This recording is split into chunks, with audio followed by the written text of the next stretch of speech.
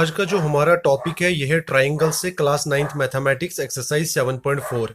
Question number 1 है, show that in A right angle triangle the hypotenuse is the longest side. तो हमें क्या दिया है, एक ट्राइंगल एबीसी है हमारे पास, हमें बताना है कि जो हाइपोटेन्यूज राइट एंगल ट्राइंगल है हमारे पास, तो हमने क्या किया है, राइट एंगल किसके ऊपर रखा है, बी के ऊपर। तो हमें यहाँ पर बताना है कि the hypotenuse is the longest side. जो हमारे पास ट्राइंगल है, क्या हाइपोटेन्यूज एसी इसकी लॉन्गेस्ट साइड है। तो हम सबसे पहले क्या करेंगे, हम शुरू करेंगे, हम लिखेंगे जो हमारे पास ट्राइंगल एबीसी है। तो हमारे पास जो ट्राइंगल एबीसी दिया है ये क्या है, राइट एंगल ट्राइंगल। तो हम लिख सकते हैं जो एबीसी है, ABC is a right angle triangle, right angle eight.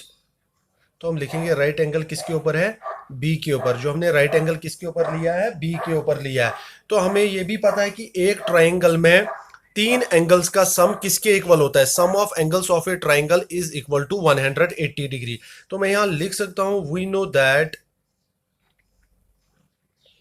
हमें पता है कौन कौन सा angle, angle A plus angle B plus angle C is equal to किसके इक्वल होंगे, 180 डिग्री। तो यहां मैं रीजन दे दूंगा, angle sum property, sum of angles of a triangle is equal to 180 degree.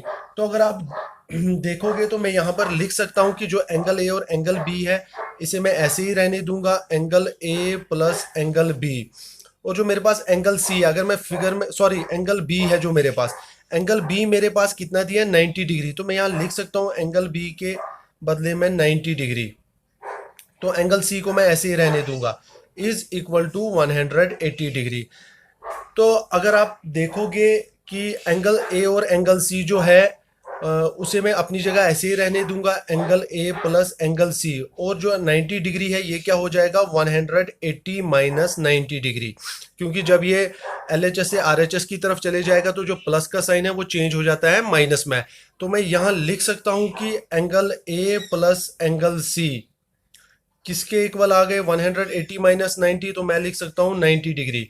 तो अभी मेरे पास आ गया है कि जो एंगल ए और एंगल सी है वो कितना है, 90 डिग्री। तो मैं ये कह सकता हूं जो एंगल ए और एंगल सी है वो एक्यूट एंगल्स है। क्यों, जो एक्यूट एंगल्स होते हैं वो लेस देन 90 डिग्री होते हैं। तो इन दोनों का सम मिला के मेरे पास 90 डिग्री आ रहा है। अगर मैं अलग अलग लेता हूं तो दोनों 90 से लेस देन होंगे। तो मैं यहां लिख सकता हूं कि जो मेरे पास therefore angle A and angle C, angle A and angle C are acute angles, are acute angles, both are less than 90 degree. तो जो दोनों है वो क्या है, लेस देन 90 डिग्री है। तो मैं ऐसे लिख सकता हूं, जो मेरे पास एंगल बी है जो फिगर में 90 डिग्री है, मैं कह सकता हूं फिर एंगल बी जो है वो ग्रेटर देन होगा एंगल ए से, और एंगल बी जो है वो ग्रेटर देन होगा एंगल सी से। तो मैं यहां ऐसे लिख सकता हूं कि जो एंगल बी है वो ग्रेटर देन है एंगल ए से, और जो एंगल बी है वो किससे ग्रेटर देन है, एंगल सी से। तो जो एंगल बी है वो दोनों एंगल से ग्रेटर देन है। क्यों, जो angle A plus angle C है ये हमने यहाँ कर दिया प्रूव की दोनों क्या है, एक्यूट एंगल्स है, लेस देन 90 डिग्री है। तो हमें यह भी पता है एक ट्राइंगल में जो ग्रेटर एंगल होता है उसका उसकी अपोजिट साइड्स भी ग्रेटर होती है। तो अभी हमने यहाँ लिखा है एंगल बी। अगर आप फिगर में देखोगे एंगल बी के अपोजिट साइड कौन सी आ रही है, AC। तो मैं यहाँ एंगल बी के बदले में AC लिख सकता हूँ, AC ग्रेटर देन जो स्मॉलर एंगल है एंगल A, तो उसके अपोजिट साइड कौन सी आ रही है, BC। तो मैं लिख सकता हूं जो AC है वो ग्रेटर देन होगी BC से। सेम यहां पर एंगल B फिर से ग्रेटर एंगल, तो अपोजिट साइड जो होगी वो भी ग्रेटर होगी। तो अपोजिट साइड्स कौन सी आ रही है, AC। तो मैं यहां पर फिर से लिखूंगा AC जो होगी वो ग्रेटर देन एंगल C। अभी एंगल C के हम देखेंगे अपोजिट एंगल, अपोजिट साइड कौन सी आ रही है, AB। तो मैं यहां लिख सकता हूं AB। तो अगर आप अभी देखोगे हमारे पास क्या आ चुका है, जो AC साइड है, जो हाइपोटेन्यूज साइड है, अभी आप देखोगे जो हाइपोटेन्यूज साइड है AC is greater than BC। जो ये साइड है ये ग्रेटर देन किससे है, BC से। और जो ये AC is greater than AB, और जो AC है वो किससे ग्रेटर देन है, AB से। तो अभी हम फिगर में देखेंगे जो हमारे पास AC साइड है वो दोनों साइड से ग्रेटर देन आ रही है। तो मैं ये कह सकता हूँ जो AB AC है वो क्या होगी, हमारी लॉन्गेस्ट साइड। तो मैं लिख सकता हूं जो AC is the longest side.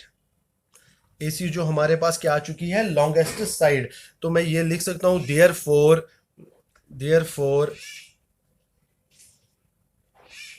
Four जो हमारे पास ट्राइंगल में लॉन्गेस्ट साइड होती है उसे हम बोलते हैं हाइपोटेन्यूज। तो मैं लिख सकता हूं therefore the hypotenuse is the longest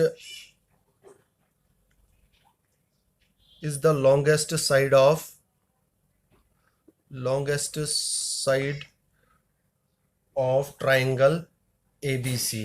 तो हमें यही प्रूव करना था कि जो हमारे पास राइट एंगल ट्राइंगल दिया है ABC, क्या हाइपोटेन्यूज इसमें लॉन्गेस्ट साइड है। तो हमारा ये प्रूव हो चुका है। Thank you.